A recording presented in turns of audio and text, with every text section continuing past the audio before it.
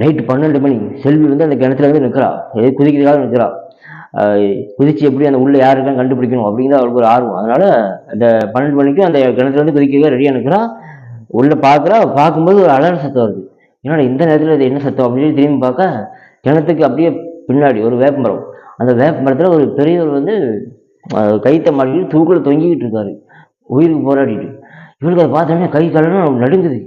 Night 12 மணிக்கு இந்த நேரத்தில் இந்த ஆளையே இங்கே வந்து தற்கொலை பண்ணி சாகணும் அப்படின்னு பார்த்து பதட்டத்தில் அப்படியே நடுங்கிறான். நடுங்கத்தில் நாம் எதுக்கு வந்தோம் அப்படிங்கிறதே மறந்துட்டான்.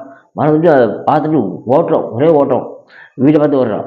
வீட்டை பார்த்து ஓடும்போது தெருவுக்குள்ளே வரா. தெருவுக்குள்ளே வரும்போது அங்கே தெருவில் படுத்து அந்த நாயெல்லாம் அவளை பார்த்தோன்னே குலைக்குது. உள் குலைக்குது. இவள் என்ன நம்ம நாய் நம்மளாம் குலைக்கவே செய்யுது, ஏன் குலைச்சிட்டு கிடக்கு அப்படின்னு சொல்லி அப்படியே மெதுவாக ஓடுறான். ஓடும்போது நாயை கவனிக்கிறா.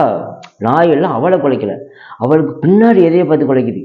அப்போ திரும்பி பார்க்குற யாருமே இல்லை. அப்போ அவளுக்கு ஒரு சந்தேகம், நம்ம பின்னாடி ஏதாவது ஒரு கெட்ட ஆவி ஏதோ வருது அப்படிங்கிற ஒரு பயம். பதறிச்சுட்டு மறுபடியும் வீட்டுக்குள்ளே பார்த்து ஓடிடுறான். வீட்டுக்குள்ளே போயிடுறான். அம்மா அப்பா தூக்கிட்டு இருக்காங்க, கதை வந்து வீட்டுக்குள்ளே போயிடுறான். என்னன்னா அவள் எப்பவுமே அது ஒரு இறந்த வீட்டுக்கு போனாலோ இல்லை இந்த சாமத்தில் வீட்டுக்கு வந்தாலோ காட்டு பாதையில் வீட்டுக்கு வந்தாலும் வீட்டுக்கு வர்றதுக்கு முன்னாடி கை காலில் கழுவிட்டு தான் வீட்டுக்குள்ளே போவாங்க. செல்வி என்ன பண்ணிட்டா, இந்த பயம் பதட்டத்தில் அந்த கை கால் கழுவாமலே அப்படியே வீட்டுக்குள்ளே போகிறான்.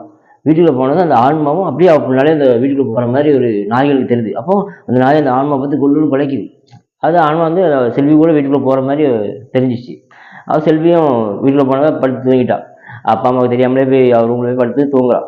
தூங்கிட்டு காலைல எழுந்திரிச்சு பார்க்கா, காலைல அவள் எழுந்திரிக்கல, அவங்க அம்மா தான் எழுப்புறாங்க. செல்வி எந்திரி வாடி அப்படின்னு எழுப்புறாங்க. எழுப்புறது அவள் கண்ணத்தை எழுந்திரிச்சு பார்க்குறா, ஊரே அந்த கிணத்து நோக்கி போகுது. கிணத்து நோக்கி போகுது. அப்போ அவளுக்கு புரிஞ்சிடுச்சு, அதாவது அந்த கிணத்துல அந்த தூக்கு மாடி செத்த சாவ இருந்தாரு. ஊரே எல்லாரும் கிளம்பி போகிறாங்க அதை பார்க்கறதுக்கு. அப்போ இவங்களும் போகிறாங்க. போய் பார்த்தா அங்கே அவருக்கு இந்த வேப்பமரத்தில் அப்படியே படமாக தொங்குறாரு. அப்படியே தொங்கு எல்லாரும் இந்த ஊர் மக்களே சோகமாக பார்த்துட்டு இருக்காங்க. அப்போ செல்வி மட்டும் ஒரு குழப்பத்தோட பார்த்துட்டு இருக்கான்.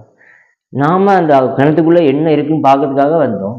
இந்த ஆள் இந்த அப்போ நைட்டு 12 மணிக்கு எதுக்கு அங்கே வந்து தற்கொலை சாகணும், எதுவாக இருக்கும் அப்படின்னு ஒரு குழப்பத்திலேயே அதை பார்த்துக்கிட்டே இருக்கிறா. அப்படியே அது ஆம்புலன்ஸாக வந்து அப்படியே அந்த பணத்தை அப்ரோட் பண்ணிட்டு போகிறாங்க.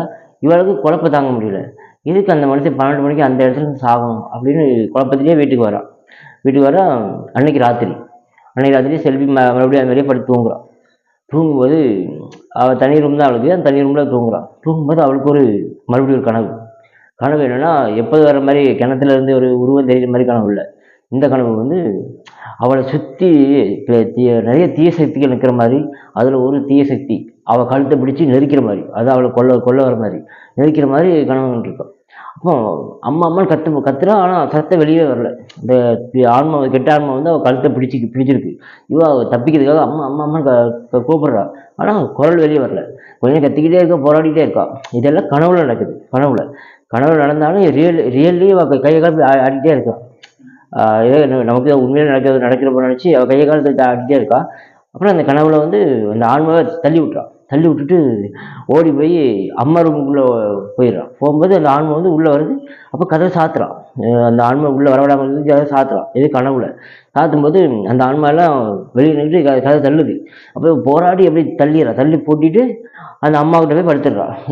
கனவுல படுத்துட்டு அந்த கனவு அப்படியே முடிஞ்சிடுச்சு.